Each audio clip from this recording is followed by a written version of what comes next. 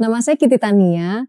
Saya mau cerita tentang pengalaman saya terdiagnosa kena kanker tulang di tahun 2008 dan dilanjutkan dengan gagal jantung di tahun 2013.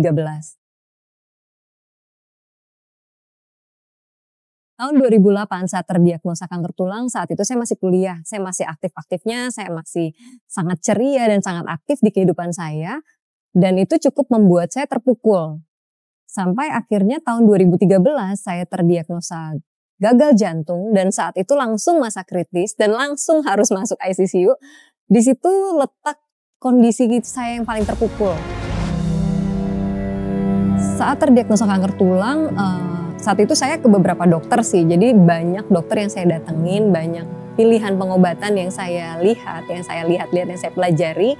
Dan memang saat itu saya memilih untuk pengobatan yang pada masa itu saya merasa paling susah, yaitu kemo dan operasi. Saat itu saya terdiagnosa di stadium 3, lalu ketika sudah menjalankan proses biopsi dan pemeriksaan lebih lanjut turun menjadi stadium 2B.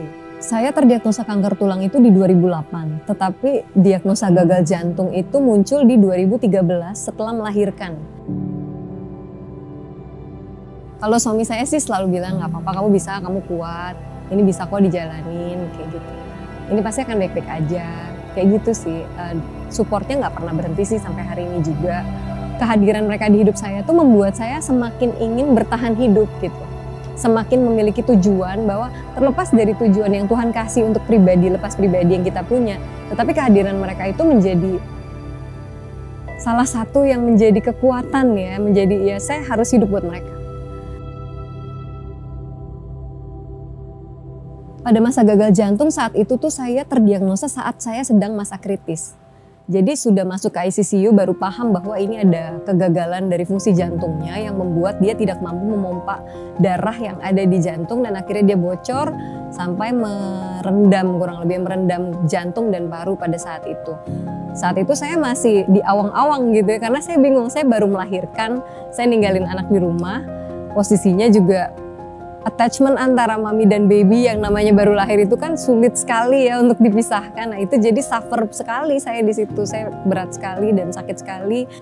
Ini kenapa gagal jantung, karena dokter kandungan saya pun juga kaget karena pada masa kehamilan tidak ada indikasi akan terjadi situasi seperti itu.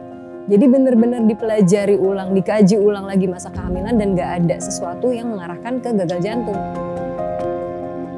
Setelah keluar dari masa kritis, saya kembali ke rumah, kembali ke masa pemulihan. Saya kembali ke dokter kemo saya dan beliau menyatakan ada kemungkinan ini karena obat kemoterapi yang pernah saya jalani waktu itu. Memang obatnya memang bisa mengarahkan ke penyakit jantung. Tetapi muncul atau tidaknya tidak tahu kapan dan tidak tahu bagaimana. Secara fisik yang saya rasakan tuh sesak nafas sih, nafasnya pendek sekali, batuk-batuk, gak terkendali, saya gak bisa tiduran, saya cuma bisa duduk aja gitu kan karena penuh cairan di paru-paru dan jantung pada masa kritis itu. Lama-lama ketika sudah semakin baik, saya udah mulai bisa sedikit-sedikit berkegiatan. Pulang dari rumah sakit setelah masa kritis saya juga gak bisa langsung gendong baby saya karena kan nggak boleh ngangkat berat gitu ya, nggak boleh beraktivitas fisik yang berat. Minum saat itu juga cuma boleh 750 mili. Jadi ya kalau secara fisik gampang capek, nggak enak, nggak nyaman, gelisah, badan juga kayak bukan badan sendiri rasanya gitu.